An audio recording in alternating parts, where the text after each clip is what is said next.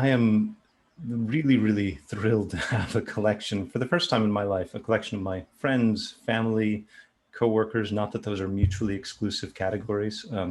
Friends is pretty comprehensive category. I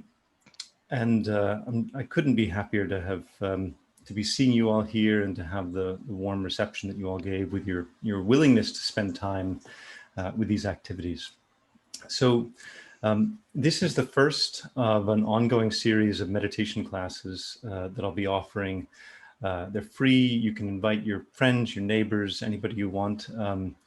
They're intended to be secular, sort of a modern approach to meditation, blending the digital world that I've been part of with the traditional wisdom that I've had a chance to learn from. So these classes are for your benefit. So I created this community, the Slack community. If you haven't had a chance to join that, you can join that. The purpose of that is to allow for two-way discussion or multi-directional discussion, to allow us to build a bit of a community.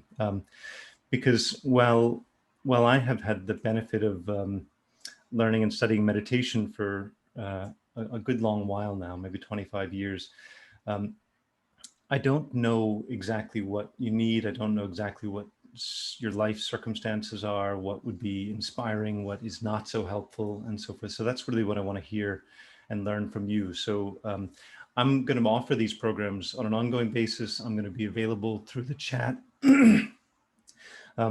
And so that's what I'm giving. But what I'd like to get is just feedback from you and help me to understand what would be useful, what's working, what's not working. That would be a huge offering, and that I'd be grateful for. You're also welcome to invite, as I mentioned before, invite your friends, coworkers, family, whatever. I'm trying to refine the teachings here so that we can have something that's of the broadest applicability possible and the most usefulness possible. Okay. Any questions up front?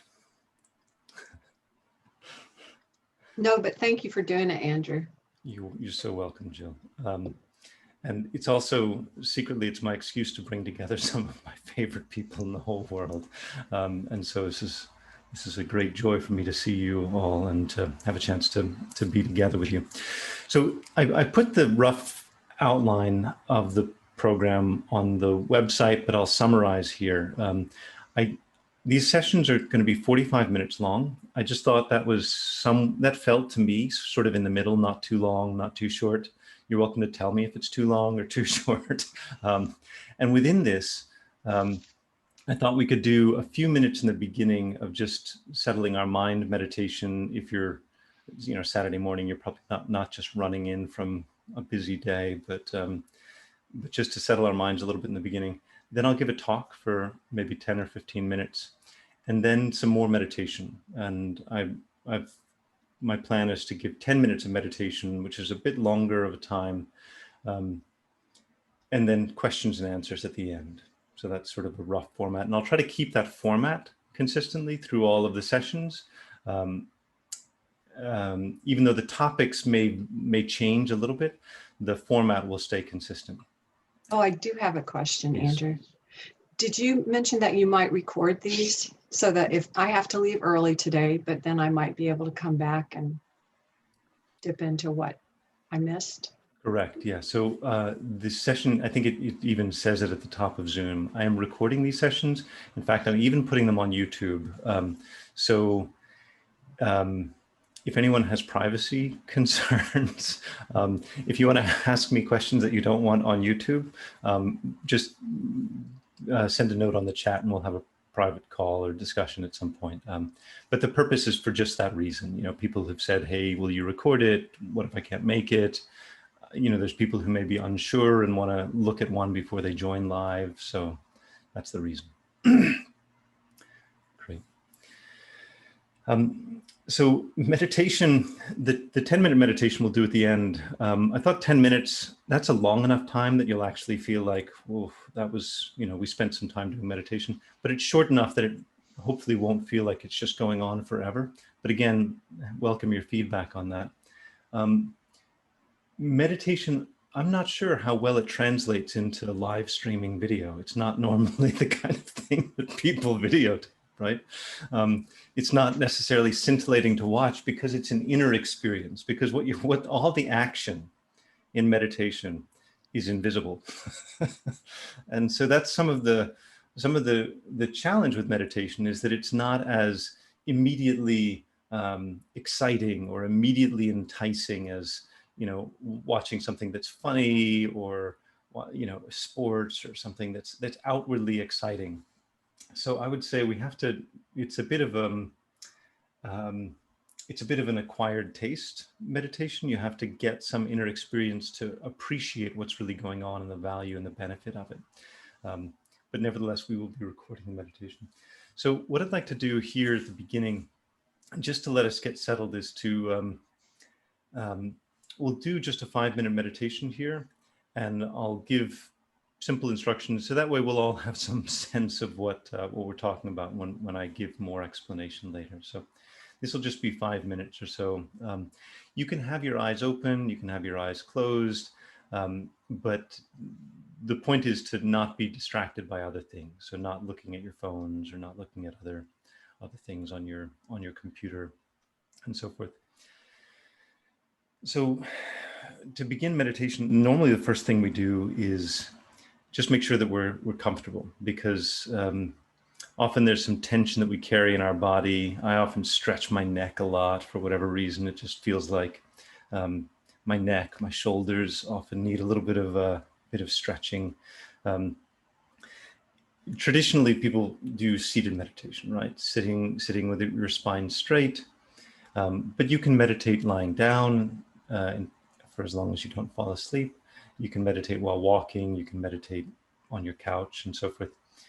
So the basic meditation practice is we stop doing external things physically. We stop physically engaging, you know, minimize movement, minimize fidgeting.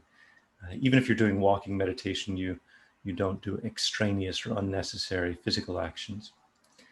And we stop verbally speaking, engaging, and then we begin to try to stop following our normal patterns of thinking. And so meditation is an action, but it is an action of stopping or slowing down or becoming aware. So sometimes people close their eyes if they're meditating, and that can help to cut out extraneous distractions. Or you can have your eyes open, which helps you to blend your meditation with your daily life and help to ease that transition between the inner world of meditation and your daily life, and make sure that you can bring that peace with you into your daily life as well. So once we've stopped moving, and aside from the person guiding meditation stopped speaking, then what we can begin to do is feel a little bit our body, and just feel where our body is, how it's feeling, what's comfortable, uncomfortable, if our body's hot or cold, any pain or pleasant feelings.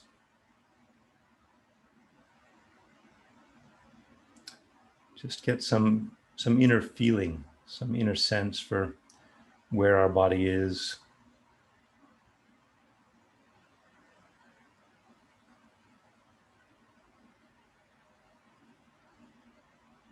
And one of the earliest things we'll notice when we pay attention to our body is our breath, the pattern of our breath.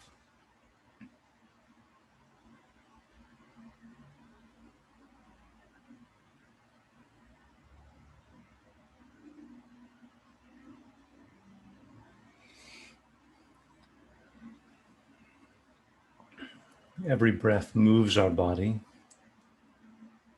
And sometimes as we're settling in, it can be helpful to take some big breaths to really feel like we're pressing out any tension, sort of stretching internally with our breath.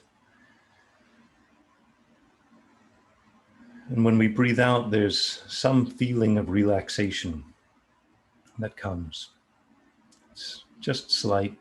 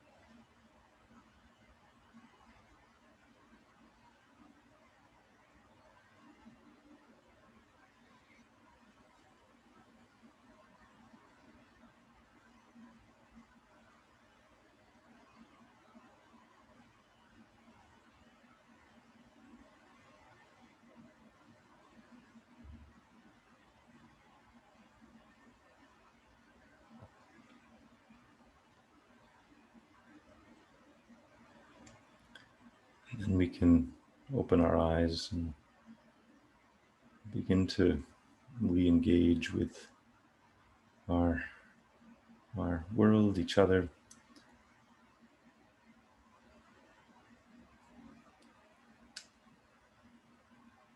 And then relax our meditation.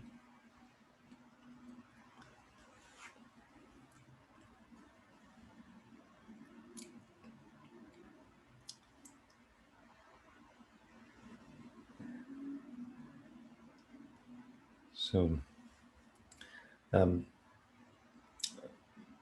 these kinds of preliminary meditations, they're helpful to give us, to prepare our mind to listen better, because sometimes one of the things that can happen is our minds are so busy, it's hard for us to listen well, hard for us to pay attention. And especially on a Zoom meeting like this, you know, it's just a small screen. There's other notifications popping up and so forth. So it's easy to be distracted, and sometimes hard for us to listen deeply. One of the most helpful things that I learned very early on in studying meditation was the power of applying effort to listen deeply. And what I found, I had the good fortune to study with a teacher who was meticulously clear with every single point that was made. And that's not always the approach that's taken in meditation classes. Sometimes you can have a more sort of vague way of explaining or describing things, but I found it, especially because of my technical background, I found it really helpful to have crisp, clear definitions of things, crisp, clear explanations. So we have access to so much information these days, right? There's so many things you can listen to, read, learn, hear. It's almost like we're being washed with information. It's hard to take any of it very seriously. It's hard to put a whole lot of focus on that. But one of the tricks that I learned early on was to take even a little bit of advice on meditation, to take it as valuable, precious, like like a jewel or like a gem, or like you're receiving money or something. This is how I interpreted it. Traditionally, you talk about them as being like gems of knowledge, you know, little gems of advice. But I translated that in my mind to be like money. So there's this very primitive part of our mind that just likes accumulating things. When I was a little kid, I accumulated pretty stones and feathers and these kinds of things. As we get older, we accumulate, you know, career successes to fill out our resume. We accumulate money and possessions and memories and photos. We like accumulating things, and it's interesting, that whole arc, right? We begin with nothing, we accumulate things throughout our whole life, and then at some point, when we die, everything we accumulated goes away. And so sometimes it's said that the things we have are ours only for a period of time. And so it's better to practice giving while you can, rather than, you know, having it all just dispersed at the time of our death. So we like accumulating things, and it gives us a sense of existence, right? It grounds us, like I've got this and I've done this. It gives us some sense of importance, some sense of reassurance. So the most important thing we can accumulate, though, is wisdom, and I would say a sense of good fortune, a sense of gratitude and good fortune. So these two things, wisdom and a sense of good fortune, are the most powerful things that you can accumulate. And you can accumulate those even if you don't have any external possessions. And that's the democratizing thing about meditation, right? It's for poor people, it's for wealthy people, it's for people with a lot of experience, in outer experience in life, limited experience in life, children, and so forth. But we need to prize the knowledge. We need to prize the kinds of knowledge that helps us to find inner peace. It's the most valuable kind of knowledge, because if you don't have inner peace, no matter how much wealth you have, no matter how much knowledge you have, you can experience a lot of suffering. So we know people who are very wealthy who suffer from addiction and depression. We know people who are very, very intelligent who suffer from addiction and depression and other mental troubles. The knowledge that will really help us throughout our life is the knowledge of how to make our mind peaceful, and how to navigate our different states of mind, how to orient ourselves with ourself, right? Like, or the inner world, how to navigate the inner world. It's not so much navigating the external world. That's easy now with GPS. It's navigating the internal world, knowing the landmarks. Oh, this is anger. Oh, this is fear. Oh, this is my arrogance. You know, we have all these different minds swirling around, and they come and go, but we don't always know what to do with them. And we don't necessarily know how to find our way back to inner peace. So what we're doing when we have these classes, we're kind of filling out our mental map. I'm just going to describe a bunch of landmarks, right? This is anger. We know anger, right? But like, do we know the feeling of anger, right? Do we know the feeling of like tensing our body when we get angry? Do we know the feeling of like plotting revenge? Like, if we really looked at these things, these are the inner landmarks in our mind. And what we're doing when we're listening to teachings, we're developing wisdom. And wisdom is an inner map that allows us to find our way back to inner peace and a sense of meaning and good fortune. So I mentioned there's these two. There's wisdom, and then there's a sense of gratitude or good fortune. And these are the two things we really need to be accumulating wisdom. We accumulate good fortune through good actions, and that's where the ethical side of meditation comes in. What's interesting, when they've done a lot of research studies over the last 20 years, 30 years, increasingly it's become popular to do research studies on mindfulness and these kinds of things. And what they found is that there's a close tie between mindfulness and empathy and compassion. It's very interesting. Mindfulness, from one point of view, just means getting to know your own mind, separating yourself a little bit from all the mental movements that are happening inside, and getting a bit of distance so that we can become more aware of what's happening. But what they found is that at the same time that you're getting that distance or space to be able to watch what's going on in your mind, people's empathy naturally increases. And so there may be different reasons for that. And there may be some neurological or biological reasons for that, I'm not sure. But one reason for that is just when you really look honestly at your mind, we're all going through the same stuff. It's all basically the same stuff. You know, it's just not necessarily in the same order. Right? I'm not going through anger at the same time you are. At the time you're going through anger, I'm going through joy. And then when I'm going through anger, you're going through, you know, complacency and, you know, all these mental mind, these states of mind, they're shared. And one of our teachers, Ashley, and my teacher these days, one of the things he says is, if there's a name for something, if there's a name for a mental state, like anxiety, it means everybody experiences it. If not everybody experienced it, there wouldn't be a name for it. But the fact that we have names for all these things means that they're all really part of our common experience, our shared experience.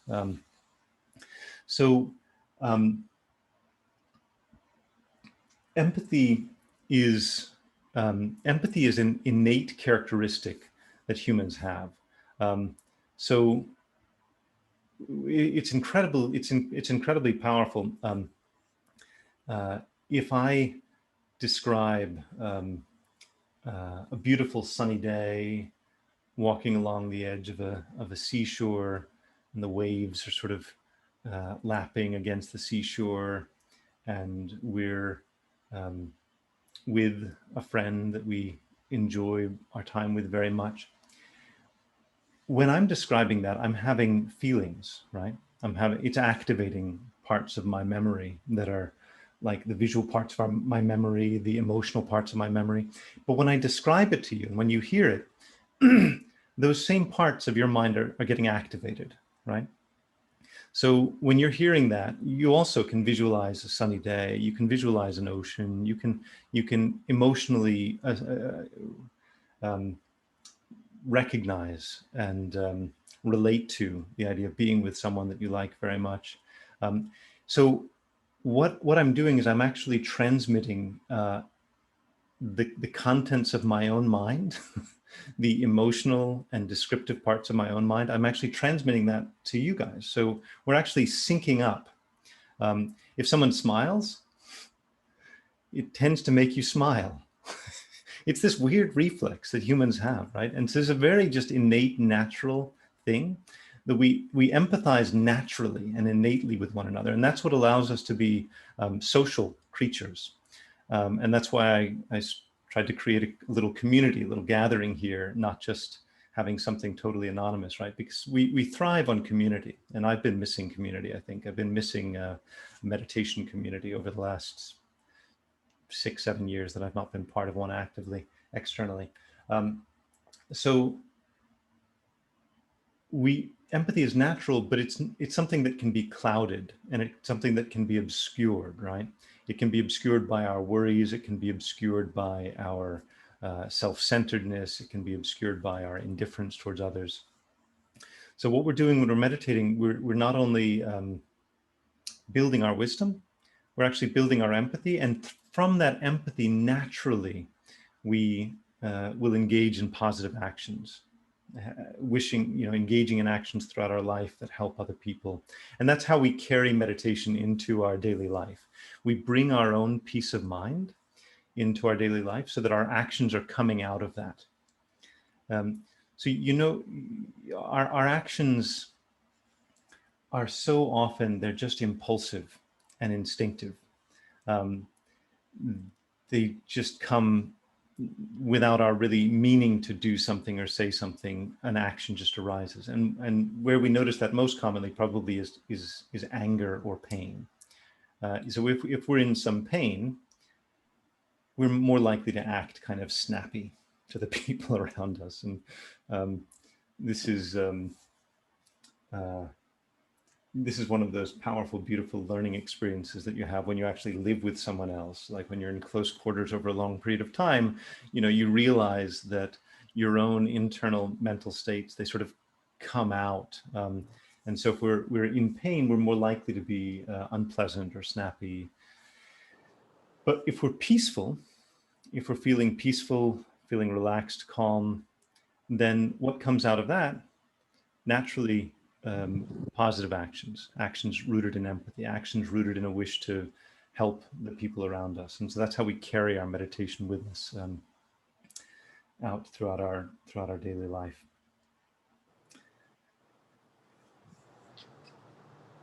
So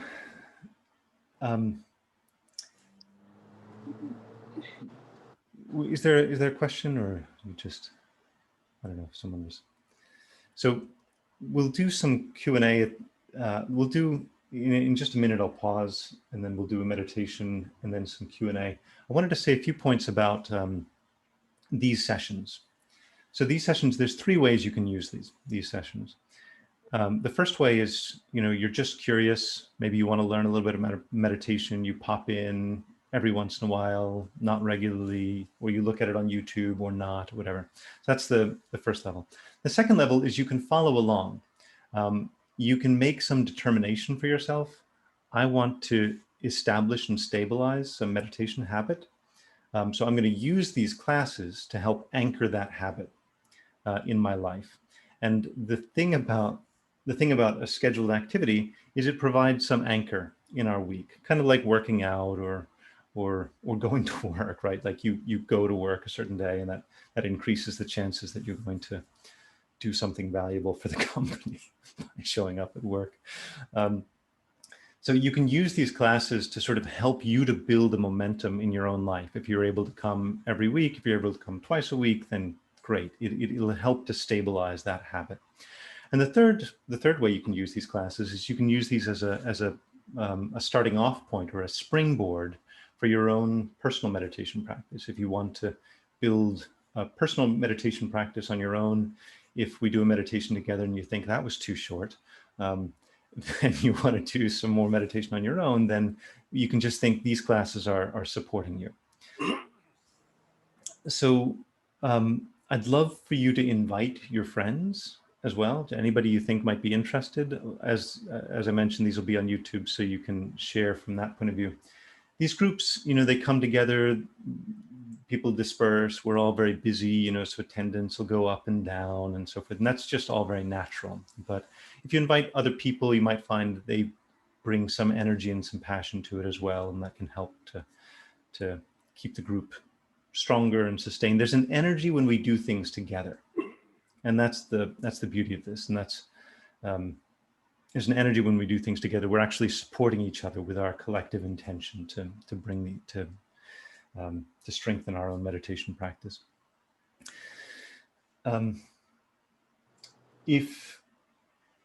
So the meditation we'll do now is basically the same as we did before, but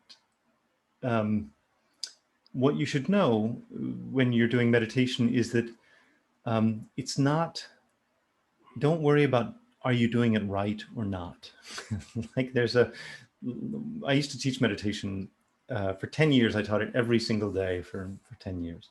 And I would hear 1,000 times people said to me, oh, I've tried meditation, I can't do it. There's this very strong sense where we bring our performance orientation to meditation.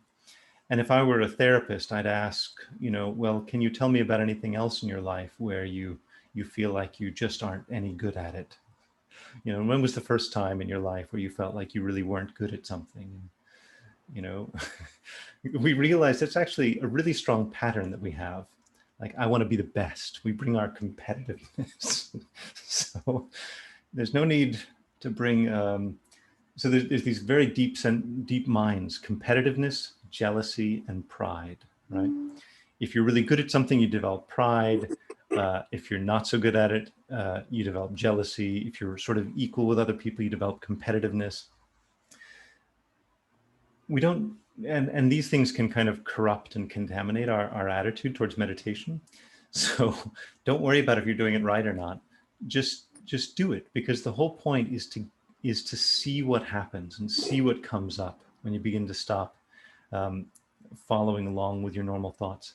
And I think about it a little bit like if you're walking, this is my second beach analogy. If you're walking in the waves, in the shallow waves, if you're at the beach, if you go into the water a little bit, you won't realize how strong the currents are.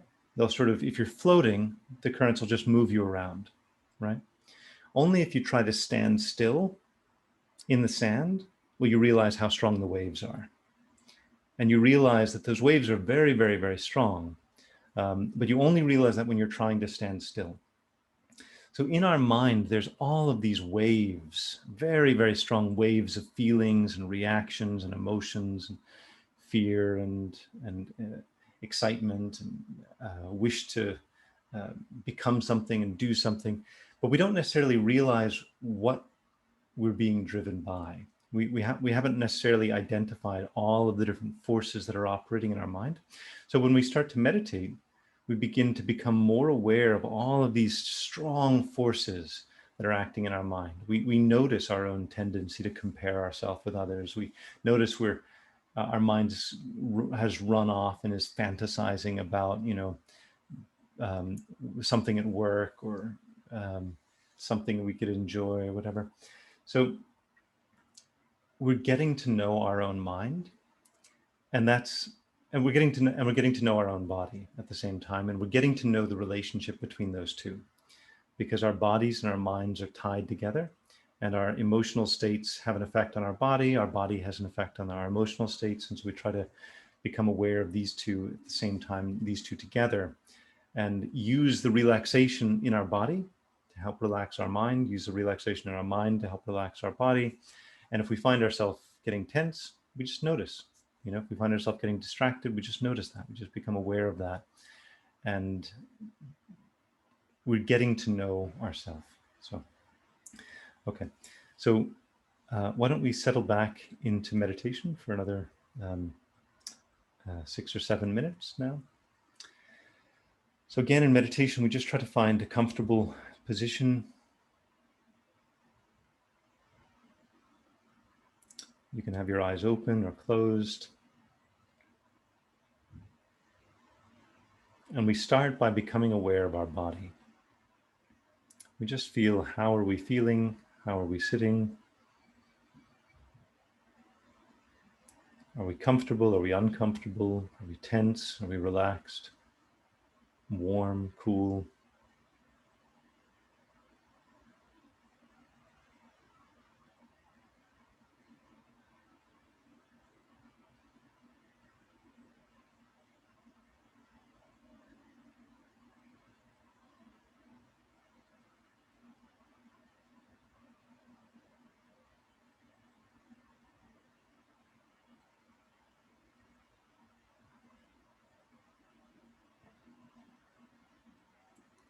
One of the first things we notice in our body is this movement of our breath.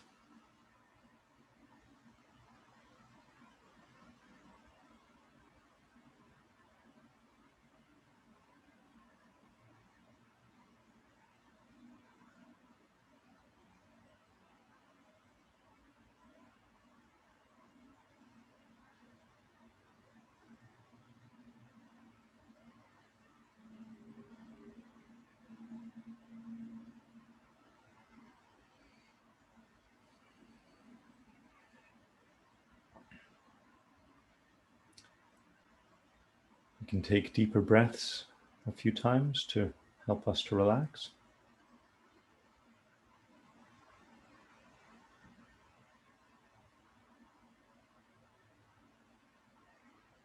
But the point is, we're just becoming aware of our breath, becoming aware of our body, not trying to control it.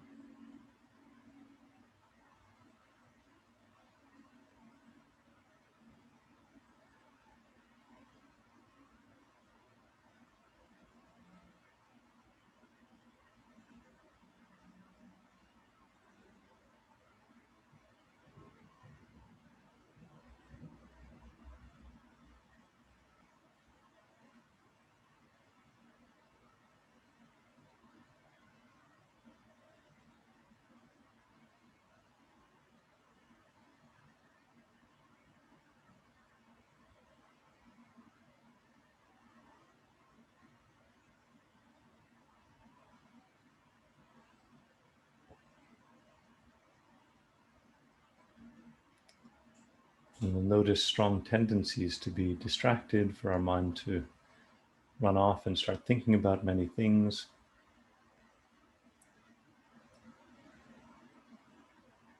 Well, we try to keep our attention focused on our body itself, and especially on the movements of our breath as it changes our body.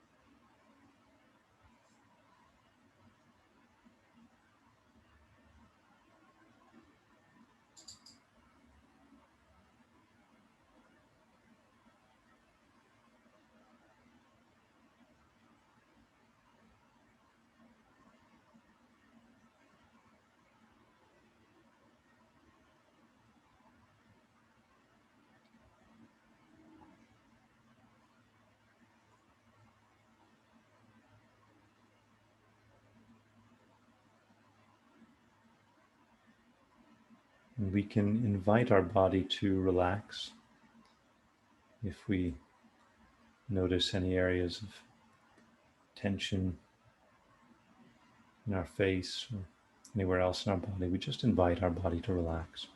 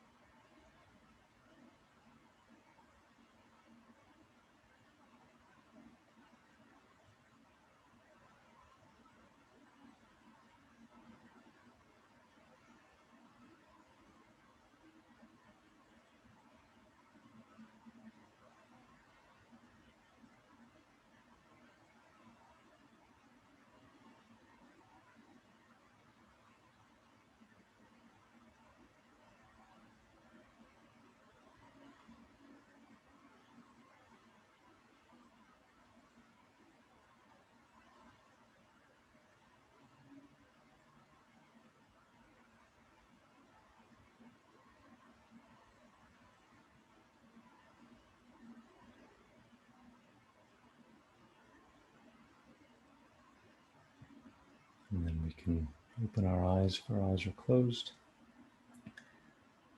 And we can relax our meditation.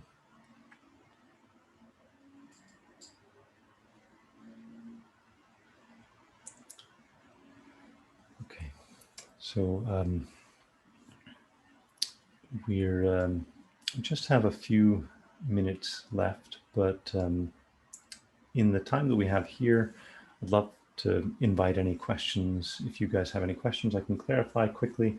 But also, that's the purpose of the Slack channel, and I'll, if you're not already on that, I can help you to get on there if there's any difficulty with that. But anyone have any questions? Or yeah, I have a question. Can you hear me? yeah, hey Eric. Yeah. Hi, Andrew. So this is super, super helpful, I think, for me to just center my mind, I think, on a daily basis. I find it really hard to do that by myself. Mm-hmm. How do you stay motivated to do this on a daily basis and make this a more religious, not religious practice? Yeah, that's a good question. I really think this social group thing helps enormously, right? It helps to give us that momentum and help move us along. And so that's doing it on our own. There are these days all kinds of apps. I've not systematically used any of these apps, but I know a lot of people have, and that could help. It is building a habit, right? This is building a habit. And there is, I think actually there's a lot of science now on building a habit. The main thing is to really enjoy and congratulate yourself when you do it at all, and to start small. I would say starting with just like 2 or 3 minutes, having some reminder to yourself, maybe in the morning when you first get up, and starting small, just like 2 or 3 minutes. And then really enjoying and congratulating yourself that you did it. And then the next day, again, whatever modest amount. I think we tend to have big expectations and try to maybe start with too much, like an hour a day or 30 minutes a day. And then we get busy and then we can't sustain it. So it's much better to have a 3-minute meditation every day than a 1-hour meditation that you only do once or twice and then you fall off. That'd be my first thoughts. And cool, thank you. Hey Andrew, hey. I had a question. So you talked about good fortune. So how do we relate good fortune with empathy and good actions, as you were talking about?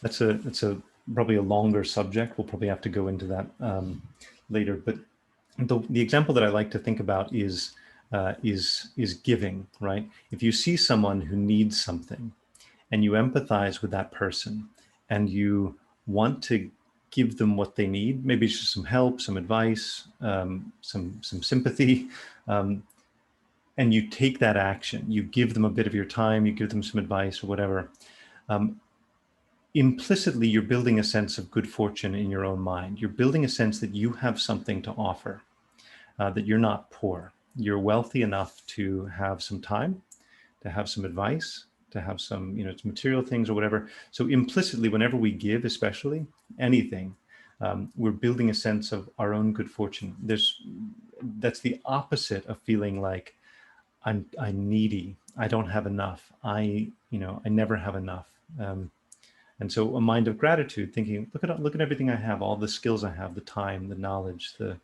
concern.